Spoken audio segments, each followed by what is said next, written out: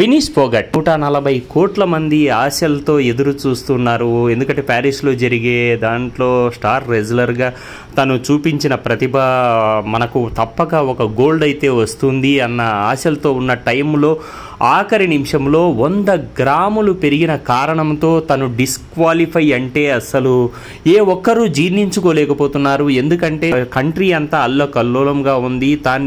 ఎందుకంటే ఎంత స్టార్ రెజ్లర్గా తను చూపించిన ప్రతిభ కావచ్చు.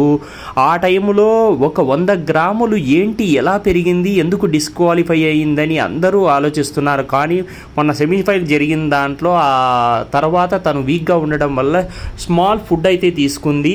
ఆ తీసుకున్న క్రమంలో ఒక 2 kgs పెరిగింది. కానీ దానికి టైం 24 hours కూడా లేకపోవడం వల్ల మళ్ళీ తగ్గడానికి తను ఆ చేసిన క్రమంలో డే అంతా కూడా, ఎందుకంటే నైట్ అంతా సైక్లింగ్ చేసి, జిమ్ చేసి, తర్వాత స్కిప్పింగ్ చేసి, స్వెట్ బాత్ చేసి, జుట్టు కట్ చేసుకొని, తర్వాత ఇచ్చిన డ్రెస్ కంటే కూడా తక్కువ డ్రెస్ చేసుకున్నా కానీ 100 గ్రాములు ఎక్స్ట్రా ఉండడం వల్ల డిస్క్వాలిఫై అయ్యింది. అంటే నిజంగా ఒక గోల్డ్ను మనం మామూలుగా పాల్గొన్నా కానీ మనకు ఒక రజతమో ఏదో వచ్చేది. కానీ అలాంటిది ఏమాత్రమూ లేకుండా ఇంటికి తిరిగి రావడం అనేది భారతదేశంలో ఉన్న యువత కావచ్చు, వరల్డ్ వైడ్ ఉన్న క్రేజ్ కావచ్చు, జీర్ణించుకోలేని విషయము.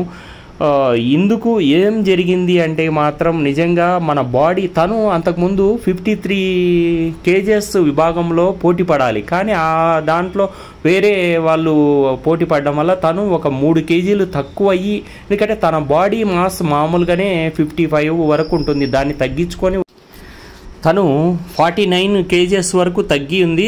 తర్వాత ఈ సెమీస్ తర్వాత వీక్గా ఉండడం వల్ల ఫుడ్ తీసుకోవడం వల్ల 2 kgs పెరిగింది. ఇమ్మీడియట్గా తను 2 kgs తగ్గడం అనేది మామూలు విషయం కాదు. అందువల్ల తను చేసుకున్న కేరింగ్ కూడా తీసుకోలేక వీక్ అయిపోయి హాస్పిటలైజ్ కావడం జరిగింది. నిజంగా టూ బ్యాడ్, వరస్ట్ థింగ్.